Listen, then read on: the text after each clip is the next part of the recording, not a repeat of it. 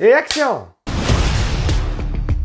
C'est un projet français ambitieux mais qui ne sortira malheureusement pas au cinéma.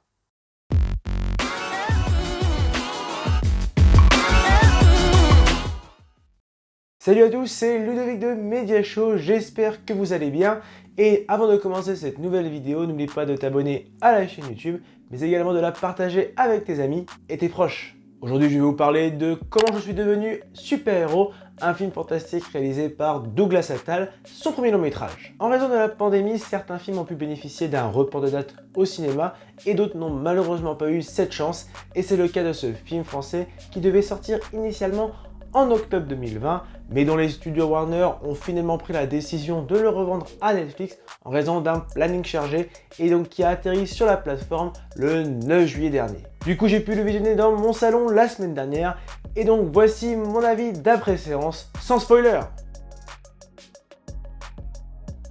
Paris 2020, dans une société où les surhommes sont parfaitement intégrés, une mystérieuse substance qui donne de super pouvoirs à ceux qui n'en ont pas se répand. Face aux incidents qui se multiplient, les lieutenants Moreau et Salzman sont chargés de l'enquête.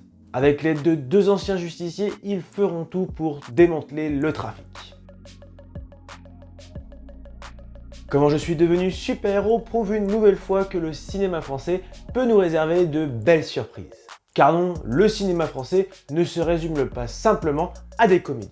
La preuve avec Douglas Attal qui nous offre un long métrage généreux, ambitieux et qui trouve une alternative au blockbuster américain en implantant un scénario fantastique dans les codes du polar. En effet, j'ai particulièrement apprécié cette histoire qui, à mon humble avis, fait preuve d'originalité en s'interrogeant sur la notion d'héroïsme au cœur de notre société. On y retrouve bien évidemment quelques codes propres au registre super-héroïque, notamment autour de cette mystérieuse substance, mais il n'empêche que le scénario est réussi, léger et relativement bien rythmé autour de cette enquête policière.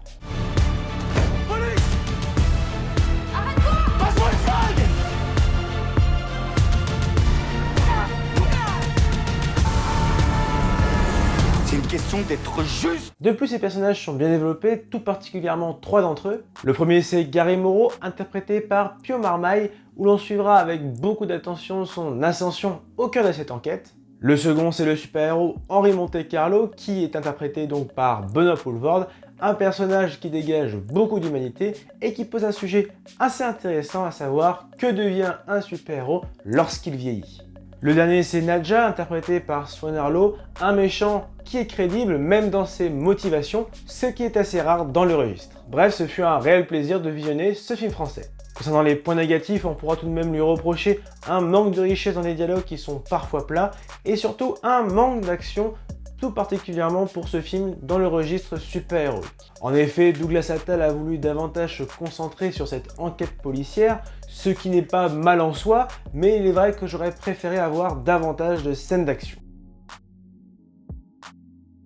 Les effets spéciaux sont réussis, certes la mise en scène n'est pas aussi spectaculaire qu'une production Marvel, il n'empêche que les super-héros et la manifestation des super-pouvoirs sont plaisants et visuellement aboutis. Très clairement, Douglas Attal n'a pas un budget conséquent et on le ressent parfois lors des scènes de combat, tout particulièrement sur la finition des chorégraphies. Mais malgré cela, le réalisateur arrive tout de même à nous proposer un projet humble avec des décors soignés, des costumes certes un peu kitsch mais qui rendent un bel hommage aux comics et une bande sonore honorable.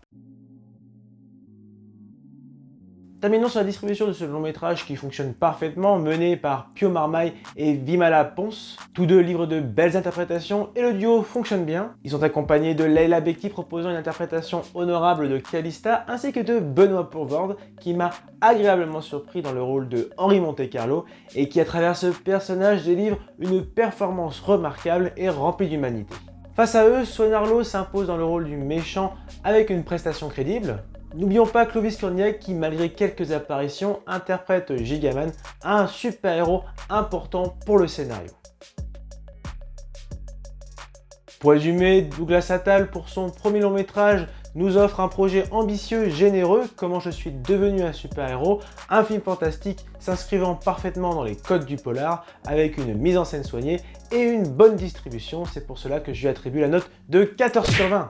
Et voilà, cette vidéo est à présent terminée. N'hésite pas à contribuer à l'amélioration de la chaîne en faisant un don sur Tipeee ou sur Utip, les liens sont en description. Sinon, j'espère que cette vidéo t'a plu. Si c'est le cas, lâche le pouce bleu, partage ton avis sur ce film dans les commentaires et n'oublie pas de t'abonner à la page Facebook, à la page Instagram, mais également à la chaîne YouTube, sans oublier la petite cloche pour recevoir toute l'actualité de Media Show. Allez, à très vite!